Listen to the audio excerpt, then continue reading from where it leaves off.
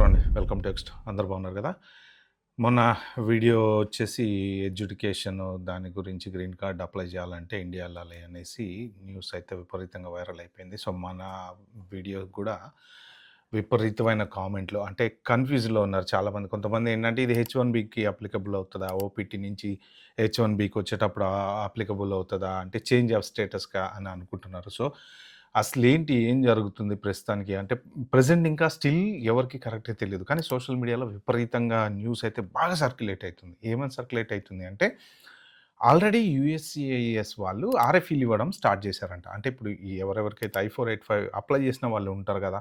So, వాళ్ళకి ఆర్ఎఫ్ఈలు ఇవ్వటం అంటే ఈ బేసిస్ మీద ఈ ఎడ్యుకేషన్ రూల్ ఏదైతే ఇప్పుడు వచ్చిందో వాళ్ళు, ఆ బేసిస్ మీద ఆర్ఎఫ్ఈలు ఇవ్వటం స్టార్ట్ చేశారు. అంటే కౌన్సిలర్ ప్రాసెసింగ్‌కి మీరెళ్ళండి అని జెప్పేసి అయితే అసలు ఇన్‌స్టాలో పోస్ట్‌లు, సోషల్ మీడియాలో ఎక్కడ జూసినా దాని గురించే డిస్కషన్. మరి ఇది ఒక అటార్నీ ఇన్‌స్టా పోస్ట్‌లో గూడా చూసా అనమాట. ఆల్రెడీ యూఎస్‌సిఎస్ వాళ్ళు స్టార్ట్ చేశారని జెప్పేసి. అది మనం అథెంటికేషన్ లేకుండా అయితే నేను ఇక్కడ మీకు స్క్రీన్‌షాట్‌లో అయితే మెన్షన్ జేయలేను. ఎందుకంటే అది కరెక్టో కాదో తెలీదు గానీ ఎవరన్నా ఏదైనా ఒక పర్టిక్యులర్ అటార్నీ వెబ్‌సైట్‌లోనో ఎక్కడన్నా రాసినప్పుడు మనం దాన్ని నమ్మొచ్చు. ప్రస్తుతానికైతే మాత్రం ఇది కేవలం సోషల్ మీడియా వైరల్ పోస్ట్ డిస్కషనే జరుగుతుంది. అయితే ఈ పర్టిక్యులర్ వీడియోలో నేనేం షేర్ చేసుకుందాం అనుకున్నా అంటే, ఆ పర్టిక్యులర్ ఏదైతే వాళ్ళు ఇచ్చినటువంటి మెమో ఉందో, ఆ మెమో లింక్ నేను కింద మీకు డిస్క్రిప్షన్‌లో పేస్ట్ చేస్తా. మీరు ఆ మెమో ఓపెన్ చేసి చూసుకోండి. ఆ మెమోలో వాళ్ళు చెప్పింది ఏంటి? అసలు ఎందుకు వాళ్ళు ఈ డెసిషన్ తీసుకున్నారు? ఒకవేళ కోర్ట్ కేసులు ఏమైనా అయితాయా? దాని గురించి కూడా డిస్కషన్ చేస్తున్నారు. ఆల్రెడీ లా సూట్స్ ఫైల్ చేసాం అది ఇది అని. సో, అసలు సోషల్ మీడియాలో అసలు ఏం చర్చ జరుగుతుంది? సో, ఇప్పుడు ఆల్రెడీ ఎగ్జిస్టింగ్ వాళ్ళకి కూడా అప్లికబుల్ అవుద్దా? ఆ డీటెయిల్స్ అన్ని పర్టిక్యులర్ వీడియోలో మాట్లాడతా. మీరైతే లాస్ట్ వరకు చూడండి. సింపుల్ డిస్క్లైమర్ ఏంటంటే, మొన్న ఎవరో ఒక కామెంట్ పెట్టారు. "నువ్వేమన్నా అటార్నీయా వీడియోలు చేయడానికని." జనరల్ ఇన్ఫర్మేషన్ షేర్ చేసుకోవడానికి అటార్నీ అవ్వాల్సిన అవసరం లేదండి. ఎవరు నాలెడ్జ్ ఉన్నా షేర్ చేసుకోవచ్చు. మీరు నాలెడ్జ్ ఉన్నా మీరు షేర్ చేసుకోవచ్చు. సో, ఇక్కడ లీగల్‌గా మనం ఏ సలహా ఇవ్వట్లేదు. ఇది చేయాలి, అది చేయాలని పోయి కోర్ట్‌లో కూడా కేసులు వాదించట్లేదు. జస్ట్ జనరల్ ఎడ్యుకేషనల్ పర్పస్ ఏంటంటే కొంత తెలిసిన ఇన్ఫర్మేషన్ షేర్ చేసుకుంటున్నాం అనమాట. సో, అది ఆల్రెడీ దగ్గర దగ్గర కొన్ని వేల, లక్షల, కోట్ల యూట్యూబ్ ఛానెల్స్ ఉన్నాయి. At the same time worldwide బోలెడు Telugu, Hindi, English news channels ఉన్నాయి. అందరూ ఇన్ఫర్మేషన్ షేర్ చేస్తారు. ఏంటి అంటే ఎడ్యుకేషనల్ పర్పస్ మాత్రమే చెప్తారు. అటార్నీస్ వాళ్ళు లీగల్‌గా ఏం చేయొచ్చు, ఏం చేయకూడదని వాళ్ళకున్న అనుభవం ప్రకారం వాళ్ళు చెప్తారనమాట. సో, ఇది కేవలం just educational and information purpose మాత్రమే. ఎందుకు అంటే ఎవరైనా ఏదైనా ఇప్పుడు ఆ పర్టిక్యులర్ పొజిషన్‌లో ఉన్న వాళ్ళకి హెల్ప్ అవ్వచ్చు. ఎందుకంటే నా వీడియోలు బీ1, బీ2 వాళ్ళు కూడా చూసి కొంచెం ఇంటర్వ్యూకెళ్ళి ఎట్లా ప్రిపేర్ అవ్వాలి కూడా ప్రిపేర్ అయ్యారనమాట. సో, ఇక మనం టాపిక్‌లోకెళ్తే ఫస్ట్ థింగ్ సోషల్ మీడియాలో విపరీతంగా పోస్టులు సర్క్యులేట్ అవుతున్నాయి. ఏంటి అంటే యూఎస్‌సిఐఎస్ ఈస్ ఆల్రెడీ సెండింగ్ ఆర్ఎఫ్ఈస్ ఈ మొన్నొచ్చినటువంటి మెమోని ఆధారంగా ఆర్ఎఫ్ఈస్ పంపిస్తున్నాయని. సో, దీనికి ఎక్కడ కూడా ఏ అటార్నీ వాళ్ళు ఆహ్, హ్మ్. వాళ్ళైతే పర్టిక్యులర్‌గా వెబ్‌సైట్‌లలో వాటిలలో నేను చాలా సోషల్ మీడియా పోస్ట్‌లయితే చూసాను నేను.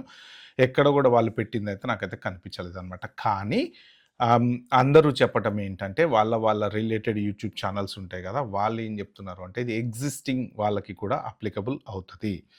సో, అయితే ఆ మెమో మీకిక్కడ స్క్రీన్‌షాట్ ఒకటి పెడతా. ఆ మెమోలో వాళ్ళు చెప్పింది గూడా ఏంటంటే డిస్క్రిషనరీ పవర్స్ అనమాట. అంటే ఆ ఆఫీసర్ ఎవరైతే ఉంటారో, ఆ ఆఫీసర్ డిస్క్రిషనరీ పవర్స్ మీద ఎక్స్‌ట్రార్డినరీ సర్కమస్టెన్సెస్ కింద అంటే ఒకప్పుడు క్రియేట్ చేసినటువంటి కాంగ్రెస్ రూల్ గూడా ఏంటి అంటే ఏసీ-21 పోర్టబిలిటీ అనేది ఒకటుంది. సో, తర్వాత ఈ ఎక్స్‌ట్రార్డినరీ సర్కమస్టెన్సెస్ కింద గ్రీన్ కార్డ్ గ్రాంట్ చేయొచ్చు అనేది ఒకటుందనమాట. సో, ఇది చాలామంది అనడం ఏంటంటే కోర్ట్‌లో నిలవదు అని అంటారు. కొంతమంది బిల్లు పాస్ అవ్వాలి అని అంటారు. ఇది బిల్ కాదు. Just memo. మెమో అంటే ఏంటంటే వాళ్ళు డెసిషన్ తీసుకున్నారు.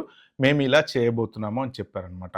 అయితే ఇప్పుడు వాళ్ళు ఇచ్చినటువంటి ఆ మెమోలో ఆళ్ళు క్లియర్‌గా మెన్షన్ చేసింది ఏంటంటే ఇంతకుముందు చాలా కోర్ట్స్ అవి ఇవి కూడా మెన్షన్ చేసినాయి. ఈ పర్టిక్యులర్ ఇప్పుడు నేను అటాచ్‌మెంట్‌లో పెట్టినటువంటి పీడీఎఫ్‌లో గనక మీరు చూస్తే ఉంటుంది దాంట్లో. ఏంటి అంటే ఇది డిస్క్రిషనరీ పవర్సే. డిస్క్రిషనరీ మీద ఆధారపడి ఉంటుంది. మీరు ఇవ్వచ్చా? ఇవ్వకూడదా? అనేది దాంట్లో ఉందనమాట. అంటే ఇప్పుడు వీళ్ళు ఇచ్చినటువంటి మెమోలో గూడా వాళ్ళు ఏం చెప్తున్నారు? మేము గ్రీన్ కార్డ్ ఇవ్వము అని చెప్పట్లేదు. కానీ మా డిస్క్రిషనరీ పవర్స్ ప్రకారం మీ కౌన్సిలర్ ప్రాసెసింగ్ ఇస్తాము. అంటే ఇప్పుడు ఫర్ ఎగ్జాంపుల్ ఒకతను యూఎస్ ఏదో స్టూడెంట్ వీసా మీదొచ్చో లేకపోతే ఏదన్నా విజిట్ వీసా మీదొచ్చో ఎవరినో లోకల్ వాళ్ళని అమ్మాయినో, అబ్బాయినో, అమ్మాయి అయితే అబ్బాయి అని పెళ్లి చేసుకొని ఇంకా వాళ్ళ గ్రీన్ కార్డ్ అప్లై చేసుకున్నారనుకోండి.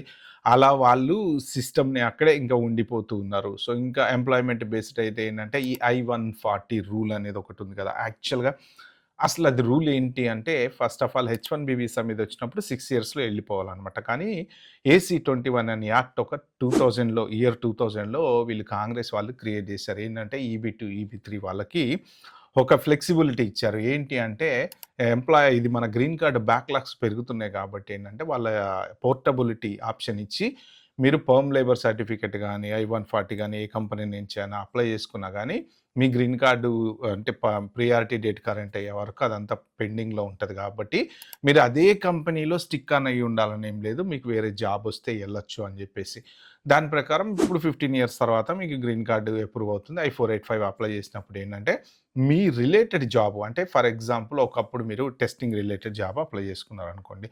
దాని మీద టెస్ట్ ఇంజినీరో లేకపోతే ఆటోమేషన్ ఇంజినీరో లేకపోతే SQL డెవలపరో అలాగా మీరు ఆ పర్మ్ లేబర్ సర్టిఫికేట్స్ తీసుకొని I-140 అప్లై చేసుకున్నారు.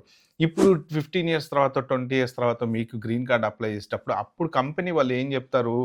ఇతను నాకు కావాలి కంపల్సరీ. ఎందుకు అంటే ఈ పర్టిక్యులర్ పొజిషన్‌కి నాకు ఈక్వలెంట్ పర్సన్ దొరకట్లేదు అన్న రూల్‌తోనే వాళ్ళు ఇవన్నీ అప్లై చేస్తారు. అంటే 20 ఇయర్స్ తర్వాత, 25 ఇయర్స్ తర్వాత కూడా సేమ్ అప్పుడెప్పుడో ఉన్నటువంటి కంపెనీ వాళ్ళు ఇంకా మిమ్మల్ని ఉంచుకుందాం అనుకుంటున్నారా? సో, మీరు I-485 అప్లై చేసిన తర్వాత 180 డేస్ గనక అది రిజెక్ట్ కాకుండా పెండింగ్‌లో ఉండుంటే ఈ AC-21 పోర్టబిలిటీ ఉంటది. సో, మీరు ఏ కంపెనీలో ఉన్నారో ఆ కంపెనీ ద్వారా కూడా మార్చుకోవటానికి ఛాన్స్ ఉంటది. సో, బట్ ఇది వేరే సబ్జెక్ట్. వాటెవర్ ఇట్ ఈస్ ఆ రోజున ఆఫర్ ప్రకారం ఎల్‌సీఏది అది మన పర్మ్ లేబర్ సర్టిఫికేట్ తీసుకొని మీరు ఇప్పుడు గ్రీన్ కార్డ్ అప్లై చేస్తున్నారా అనేది కూడా సోషల్ మీడియాలో కొంత వాదన ఉందన్నమాట. అంటే ఇన్ని సంవత్సరాలు ఆ I-140 అప్లై చేసుకొని ఆ పేరు మీద మీరు వెనక్కి ఎళ్ళకుండా ఎక్స్‌టెన్షన్‌ల మీద ఎక్స్‌టెన్షన్‌లు చేసుకుంటూ కూర్చుంటున్నారు. సో, యాక్చువల్‌గా మీ రూల్ ఏంది అంటే మీరు ఈ స్పెషల్ వీసా కదా! హైలీ స్కిల్డ్ వీసా కదా! రండి. మీ వర్క్ ఏంటో చేసుకోండి. ఎళ్ళిపోండి. కానీ ఆ పర్టిక్యులర్ లూప్ హోల్ ఏదైతే I-140 మీద లూప్ హోల్ ఉండి మనం కంటిన్యూయస్‌గా ఆ AC-21 యాక్ట్ అనేది ఇయర్ 2000లో క్రియేట్ అయింది ఏదైతే ఉందో ఆ యాక్ట్ ప్రకారం ఏంటంటే వీళ్ళు కంటిన్యూయస్‌గా ఇలానే ఉండిపోతున్నారు. ఫైనల్‌గా గ్రీన్ కార్డ్ వచ్చినప్పుడు అప్లై చేసుకొని ఇంకా నెక్స్ట్ ఫర్దర్ సిటిజన్‌లు అవుతున్నారు. అలా అవ్వటం వల్ల ఏంటంటే ఇప్పుడు ఈ I-140 ఉంది కాబట్టి H-1 ఎక్స్‌టెన్షన్‌లు వస్తున్నాయి కాబట్టి లోకల్ వాళ్ళకి జాబ్ రావట్లేదు కాబట్టి వీళ్ళు కంటిన్యూయస్‌గా ఉండిపోతున్నారు.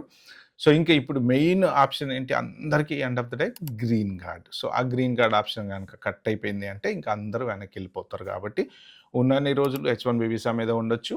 లేదు ఇగ ఎప్పుడు మీరు మీ పీడీ గనక కరెంట్ అయినప్పుడు మీరు I-485 అప్లై చేసి అది గనక రిజెక్ట్ అయినా, డినే అయినా, RFE పడ్డా ఇంకోటైనా ఇక that's the end of the story. ఇంక మీరు అమెరికా వదిలిపెట్టి ఎళ్ళిపోవాల్సిందే.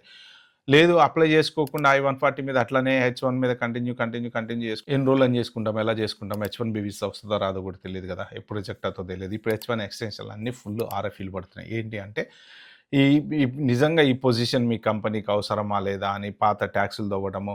సో, అదొక రకంగా అయితుంటే గ్రీన్ కార్డ్స్ గూడా ఎవరైతే I-485 అప్లై చేస్తారో వాళ్ళవి గూడా రిజెక్ట్ అవుతున్నాయట. ఎందుకు డినయల్స్ వస్తున్నాయి అంటే మెయిన్ రీజను అప్పుడెప్పుడో మీరు ఆ జాబ్ కోసము ఆ రోజుల్లో ఆ లేబర్ కండిషన్ సర్టిఫికేట్ లేదా పర్మ్ లేబర్ సర్టిఫికేషన్ అప్లై చేసుకొని మీరు గ్రీన్ కార్డ్ ఇప్పుడు తీసుకుంటున్నారు. అసలు అప్పటికి ఇప్పటికి చాలా తేడా వచ్చింది. జాబ్ పొజిషన్‌లు మారినాయి. మీరు అదే రిలేటెడ్ జాబ్‌లో ఉన్నారా లేదా? For example 20 years back SQL developer ఉన్నారనుకోండి. ఇప్పుడు మీరు ఆ SQL రిలేటెడో లేపోతే ఐటీలో అదే రిలేటెడ్ జాబ్‌లో ఉన్నారా లేదా? అంటే మీరు వేరే ఏదైనా జాబ్‌లో ఎక్కడైనా చేస్తున్నారనుకోండి. దానికి సంబంధం లేని జాబుల్లోకి మారారనుకోండి. మరి అప్పుడు వాళ్ళు చెప్పిందేంటి?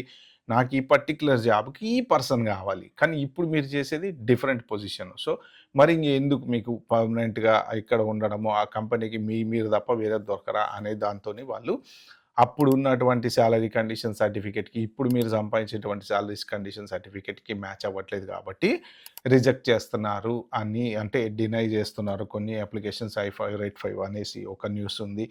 ఎట్ ద సేమ్ టైమ్ ఇప్పుడు ఈ ప్రెజెంట్ దీని ప్రకారం ఏంటి అంటే ఇండియా ఎళ్ళిపోవాలి. ఇప్పుడు ఆ మెమోలో గూడా వాళ్ళు రాసిందేంటంటే ఖచ్చితంగా డిస్క్రిషనరీ పవర్స్. మాకు డిస్క్రిషనరీ పవర్స్ ఉన్నాయి. ఆ పవర్స్ ఆధారంగా మేము ఇవ్వాలా వద్దా డిసైడ్ జేసుకుంటాము అని అంటున్నారు. ఇవ్వము అని చెప్పట్లేదు. సో, కంప్లీట్‌గా అసలు మేము మీకు ఇవ్వము గ్రీన్ కార్డ్స్ అన్నట్టు చెప్పట్లేదు వాళ్ళు. ఇప్పుడు రేపొద్దున ఎవరన్నా లా సూట్‌లు అవి ఇవి ఫైల్ చేసినా గూడా ఇంకా వీళ్ళిచ్చిన మెమో ప్రకారం, వీళ్ళు చెప్పిన దాని ప్రకారం వీళ్ళ వైపు నుంచి వీళ్ళు ఆర్గ్యూ చేస్తారు. అది జనరల్‌గా అక్కడ ఏం జరుగుతదో మనకైతే కరెక్ట్‌గా తెలియదులే గానీ, బట్ ఇక్కడ సింపుల్‌గా వాడేదేంటంటే aggressive, discretionary powers, extraordinary circumstances అంటే కంపల్సరీ ఇవ్వాలా? వద్దా? సింపుల్‌గా చూస్తే మీరు ఒక 15 సంవత్సరాల క్రితం ఒక కంపెనీలో ఎస్‌క్యూఎల్ డెవలపర్‌గా పనిచేసినటువంటి మీరు ఇప్పుడు ఇయర్స్ తర్వాత ఏ వాల్‌మార్ట్‌లోనో ఇంకేదో పెద్ద జాబ్ చేస్తున్నారనుకోండి.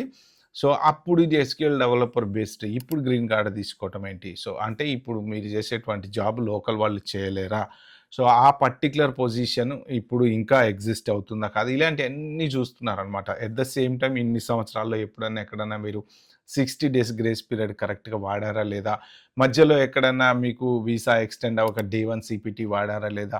ఇంక్లూడింగ్ డే 1 సీపీటీ ఎవరైనా యూజ్ చేస్తే వాళ్ళవి కూడా గ్రీన్ కార్డ్ I-485లు డినయల్ అవుతున్నాయని చెప్పేసి ఉంది సోషల్ మీడియాలో. సో, ఇలాగ మొత్తానికైతే green card route obviously cut అవుతుంది. కానీ ప్రస్తుతానికి ఏంటంటే సింపుల్‌గా చెప్పాలంటే వీళ్ళు డిస్క్రిషనరీ అనే ఒక మెయిన్ ఇంపార్టెంట్ ఆఫీసర్స్‌కి చెప్పింది కూడా ఏంటంటే మీ పవర్స్ ప్రకారం అండర్ ఎక్స్ట్రార్డినరీ సర్కమస్టెన్సెస్‌లో ఏదన్నా తప్పదు అనుకుంటే ఇవ్వాలి అనుకుంటే ఇవ్వచ్చు. లేదంటే కౌన్సిలర్ ప్రాసెసింగ్. కౌన్సిలర్ ప్రాసెసింగ్ అంటే ఆబ్వియస్‌లీ ఇంకా ఇండియాకెళ్ళి స్టాంపింగ్ చేయించుకొని రావాలి. అదే కౌన్సిలర్ ప్రాసెసింగ్ అంటే. సో, మరి ఇప్పుడు ఇది ఎలా డిసైడ్ చేస్తారు? ఇంకా ప్రస్తుతానికి ఉన్న వాళ్ళకి కూడా అప్లికబుల్ అవుతదని చెప్పేసి చాలామంది అటార్నీస్ కూడా వాళ్ళైతే చెప్తున్నారు. ఆల్రెడీ ఉన్నాయి. ఇప్పుడు ఈ మెమో వచ్చింది కాబట్టి ఇది ఓన్లీ కొత్తోళ్ళకే అప్లికబుల్ అవుతది అనేది లేదు. ఆల్రెడీ ఎవరెవరైతే అప్లై చేసి కూర్చున్నారో I-485లు వాళ్ళకి గూడా అప్లికబుల్ కావచ్చు. కానీ ఎలా అప్లికబుల్ అవుతది? వాళ్ళు మరి ఆర్ఎఫ్ఈస్ పంపిస్తారా? మీరు ఇండియా ఎళ్ళమని జెప్తారా? లేకపోతే అప్లికేషన్ అప్రూవ్ చేసి ఇండియా ఎళ్ళమని జెప్తారా? ఎట్లా ఇంకా ప్రస్తుతానికైతే క్లారిటీ అయితే ఏం లేదు. సోషల్ మీడియా రూమర్స్ మీరైతే ఎక్కువ నమ్మకండి. ఇంకొకటేంటంటే సింపుల్‌గా చెప్పాలంటే ఈ రూలు H1 గానీ, ఓపీటీకి గానీ, L1 వీసాలకు గానీ ఎవ్వరికీ సంబంధం లేదు. కేవలం I-485 గ్రీన్ కార్డ్ ప్రాసెసింగ్ చేసుకోవాలి అంటే మీరు మీ కంట్రీకెళ్ళి అప్లై జేసుకోండి. అది మీరు ఎవరన్నా అమ్మాయిని, అబ్బాయిని పెళ్లి జేసుకున్నా లేదు అంటే ప్రస్తుతానికి గ్రీన్ కార్డ్ అప్లై చేసుకునేటువంటి ఎటువంటి అప్లికేషన్ అయినా సరే, ఏదైనా సరే. మీరిప్పుడు ఇండియాలో ఉన్నారు. ఎవరో ఒక I-140 ఉన్న వాళ్ళని పెళ్లి చేసుకుందాం అనుకుంటున్నారు అక్కడ. ఇంకా మీకు ఫ్యూచర్‌లో గ్రీన్ కార్డ్ వస్తది అనుకుంటున్నారు. ఇప్పుడు ఏంటి ఇంకా I-140 అప్లై చేసుకుంటే మొన్నటిదాకా మనకేం ధైర్యం ఉండేది అంటే, ఇవాళ కాకపోతే రేపు ఎప్పుడైనా గ్రీన్ కార్డ్ వస్తది కాబట్టి సెటిల్ అయిపోతాం అనేసి. ఇప్పుడు ఇక గ్రీన్ కార్డే ఇవ్వరు అని తెలిసినప్పుడు ఇంక ఎన్ని రోజులున్నా కానీ ఇంకా వీసాల మీద ఉండటమే. సో, ఫైనల్‌గా మనకి సెటిల్‌మెంట్ అనేది ఉండదు. ఇప్పుడు ఇల్లులు కొనుక్కొని సెటిల్ అవ్వాలి. దీంతో పాటు ఇంకొక పెద్ద హెడేక్ ఎవరికొస్తదంటే పిల్లలు సిటిజన్స్ అయిన వాళ్ళకి. సో, కాకపోతే ఒక్క అడ్వాంటేజ్ ఏంటి అంటే పిల్లలు గనక సిటిజన్స్ అవుతే ఒకవేళ మీకు గ్రీన్ కార్డ్ రాకపోయి మీరు ఎళ్ళిపోవాల్సొచ్చినా పిల్లలకి పాస్‌పోర్ట్ ఉంటది కాబట్టి ఆఫ్టర్ 21 తర్వాత వాళ్ళు మీకు స్పాన్సర్ చేయొచ్చు కాబట్టి మీరు ఇండియా నుంచి అప్లై చేసుకోవాలి. అప్పుడు ఆ ప్రాసెస్‌లో గనక మీకు గ్రీన్ కార్డ్ అప్రూవ్ అయితే అప్పుడు మళ్ళీ మీరు అమెరికా ఎళ్ళొచ్చు. సో, అదొక్కటే ప్రాసెసు. కాకపోతే ప్లాన్ బి అనేది జాగ్రత్త చేసి పెట్టుకోండి. ఇప్పుడు ఇంకొక 1 వీక్ 10 డేస్ అవుతే తెలుస్తది అసలు సిట్యుయేషన్ ఏంటి? ఆర్ఎఫ్ఈలు వస్తున్నాయా? రావట్లేదా? ఇప్పుడు ఆల్రెడీ అప్లై చేసిన వాళ్ళ పరిస్థితి ఏంటి అనేది తెలుస్తది.